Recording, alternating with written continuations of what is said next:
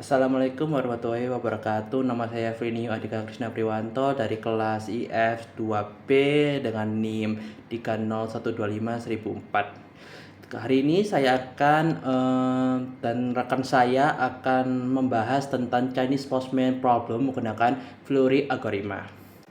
Jadi apa aja sih table of contentnya? Pertama ada pendahuluan, pengertian CPP, weighted graph, Flurry algorithm, flowchart Flurry algorithm, contoh graph, derajat simpul, penyelesaian Flurry, dan penghitungan weighted.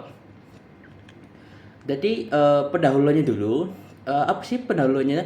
Jadi Chinese Postman Problem adalah permasalahan mencari root minimum untuk melewati seluruh jalan pada graf minimal satu kali. Pada Chinese Postman Problem kasus ini bisa digunakan untuk pengiriman surat, root factory, pembersihan jalan, dan distribusi barang. Tujuannya utama apa sih? Melewati semua edge, memperoleh total bobot minimum kembali ke titik awal. Terus kedua ada weight graph. Apa itu weight graph atau graf bobot?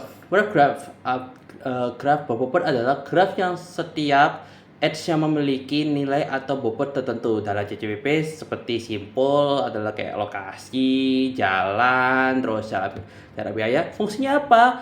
Tujuannya mencari nilai total minimum. Terus Flurry algorithm digunakan untuk mencari ular path, menentukan ular circuit melewati edge tepat satu kali aja. Cara kerjanya gimana? Mulai dari satu simpul, pilih edge bukan bridge, hapus edge yang sudah dilewati, ulangi hingga semua edge selesai. Itu adalah Flurry algorithm. Flowchart Flurry algorithm nanti ada ditunjukin, jadi kayak mulai input grafik, terus pilih simpulnya apakah ada edge, terus pilih edge yang kalau ya ada, nanti turunin lagi, pilih edge yang bukan bridge, terus turun lagi, lewati edge, hapus edge, pindah ke simpul berikutnya, dan akhirnya kalau udah diputar lagi, jadi apakah ada edge, kalau tidak ada selesai. Contoh wedge graph bobot. Untuk wedge graph ini bobotnya kayak UY, ini nanti dijelasin sama rekan saya. Jadi U sampai Y itu 4. U sampai W itu 5. Y sampai W itu 1 dan selanjutnya. Menentukan derajat simpul. Jadi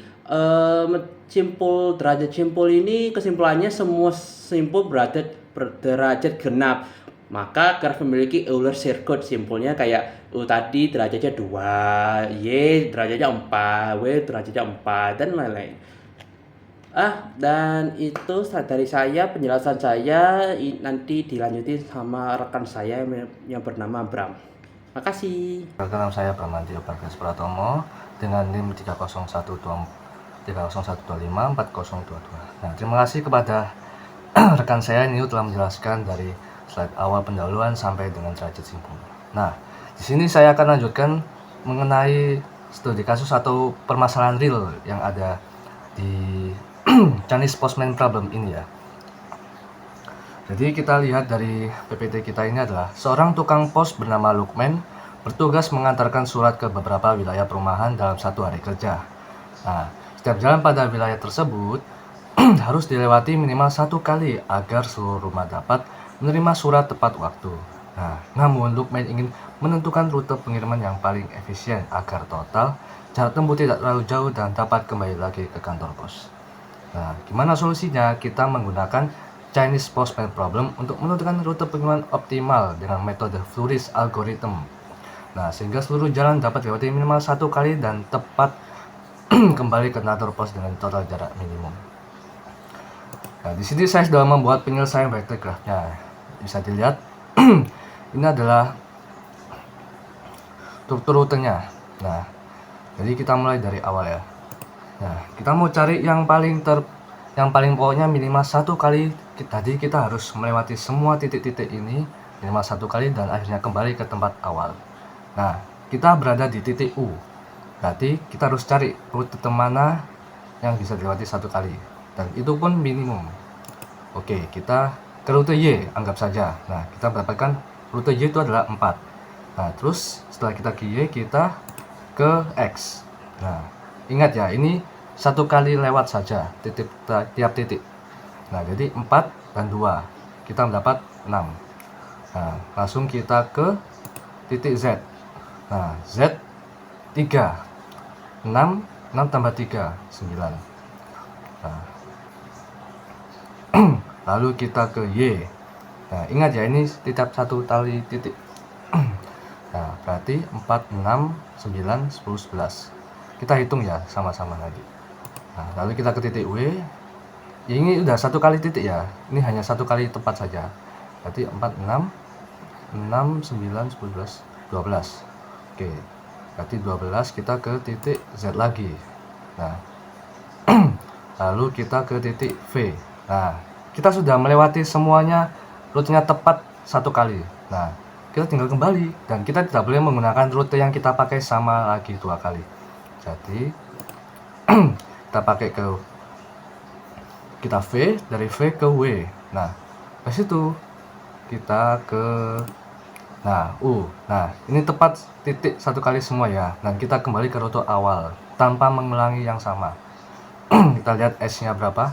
4 tambah 2 6 9 9 10 11 12 13 14 15 16 17 18 19 19 65 24.